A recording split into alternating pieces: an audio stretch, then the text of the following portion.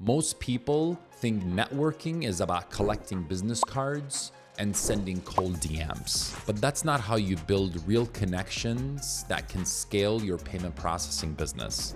The key is strategic partnerships, leveraging the right people to unlock consistent deal flow and long-term growth. Let me show you how. Hey guys, Michael here. If you don't know who I am, I've built a 7-figure passive income business in payment processing, starting from scratch and mastering what works along the way. With 15 years of experience, I'm here to help you create your own path to financial freedom, faster and smarter. The reason strategic partnerships work so well is because you're not constantly chasing and going after, like doing an outreach to businesses. This is the fastest way to growth. Even 15 years ago, when I got into the payment processing space and I went to just a horrible training in Atlanta, Georgia for payment processing, they used to really go deep into the referral side, into partnerships. But I'm here to give you the why. Yes, I was taught that. But here is the reality of it. It was just a very cookie cutter type of training that I went to. But they had a list of all these type of referral partners you can go after, because any type of referral partner that you can leverage, remember, they come with potentially tens of, or hundreds or even thousands of clients. Because if you partner with them, it's gonna be constant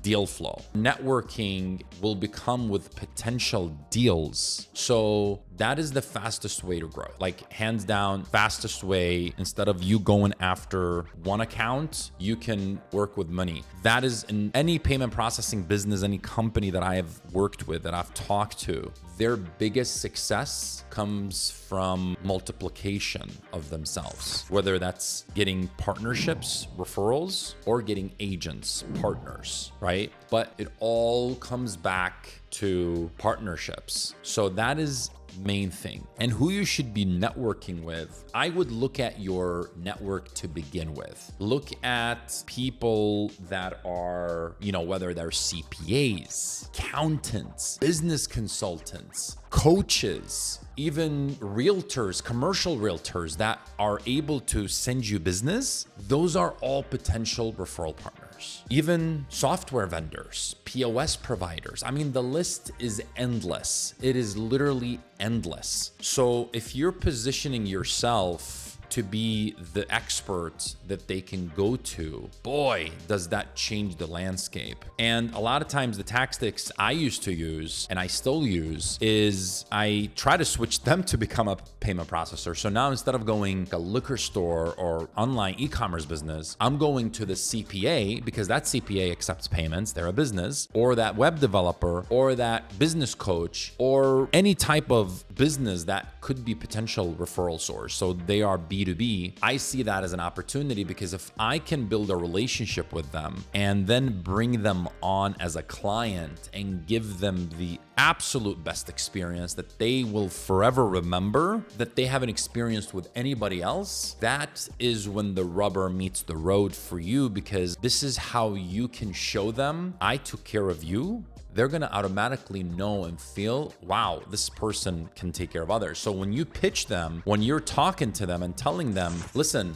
I help businesses find solutions like I did for you, and you're leaving money on the table. How many clients do you have? I have 300 or 1,000 or 50. That's an opportunity for you to tell them you're leaving money on the table, because we can create a rev share program and be transparent. Tell them you refer them to me. I take care of them just like I did you. And then you make money every single month. Residual income without moving a muscle. That is how you are going to leverage that. Because instead of you chasing 50 businesses or 50 owners and try to sell them, even if they are within your network, that's great. Do that. It's amazing. But again, that's a great way to go. The smart way to do this is to build a relationship with a CPA, for example. I give you this example because it's a very good example, because it hopefully resonates with you. Because a CPA obviously has access to businesses. A CPA is also not also a bookkeeper, but it's a bookkeeping service. Then you can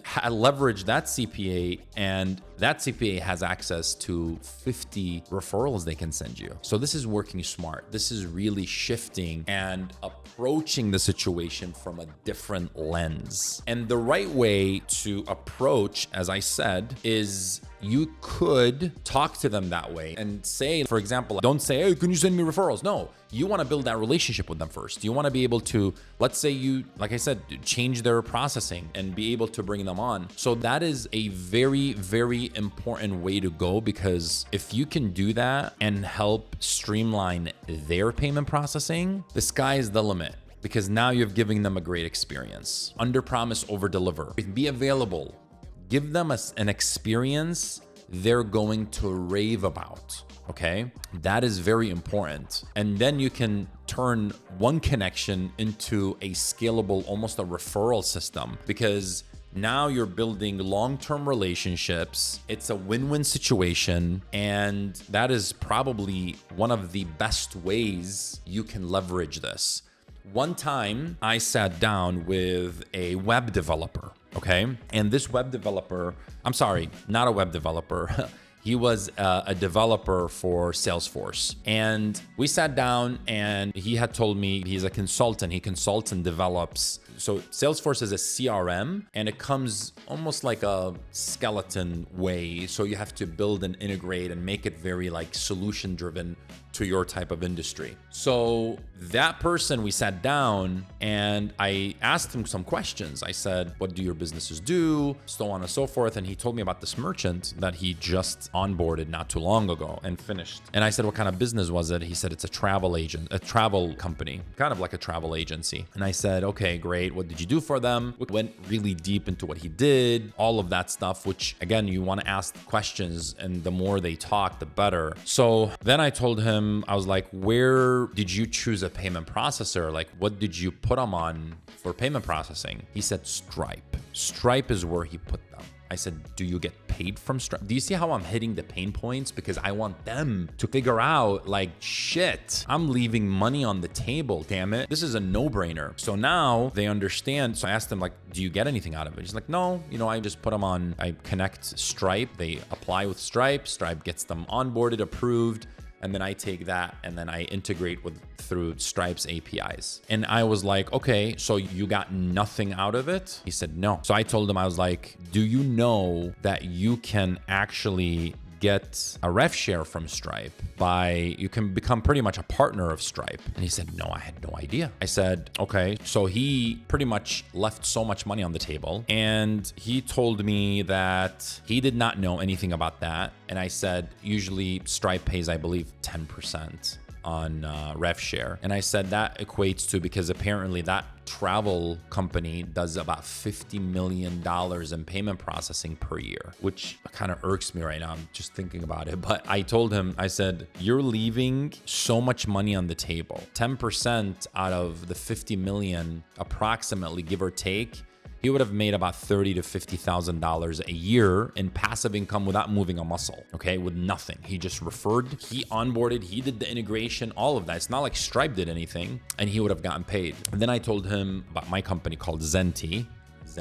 and we have a ref share program, and I showed him the APIs and all of that stuff, which none of the APIs are mine, by the way. We either have a white label with NMI, or we work through other third parties that we are partnered with. So I showed it to him and he loved it. He said the interface is great. Everything is beautiful. I said, if you had onboarded this with us, you would have made 30% rev share, up to 50% in fact. And he couldn't believe it, because we're talking 150,000 to probably like 250, 300,000 a year without moving a muscle. So this goes to show you, a lot of people don't know about the opportunity to make money in payment processing. These potential strategic referral partners are sending their deals outside, and they're not getting anything from it. So you got to bring awareness. They got to understand, because the term leaving money on the table is so true. And that's what's happening. Okay. So again, to summarize, networking with people that could potentially turn into your strategic partners is vital in this industry. If you can master it, it is game over. It's literally game over for this industry, because you will succeed, and just stick around and you will succeed amazingly, because now you have people referring you. And if you're giving great experiences, it just trickles down, and you're going to continue, kind of rinse and repeat, and so on and so forth. Because now the businesses that you're processing for, that your referral partner sent you, are gonna love your service, and they're gonna refer you business. It's like literally the best connecting kind of dot connection in the world. It doesn't get better than that. And that just grows like wildfire. It grows, and it's amazing. Okay, so leverage that. Take advantage of that situation when you can. That's the end of the video. Thank you so much for spending your time with me. If you have questions or thoughts, drop them in the comments. I'd love to hear from you. And if you're interested in building real passive income through payment processing, check out the free community I've created. The link is in the description, and it's full of resources and tools to get you started today. Hope to see you on the inside.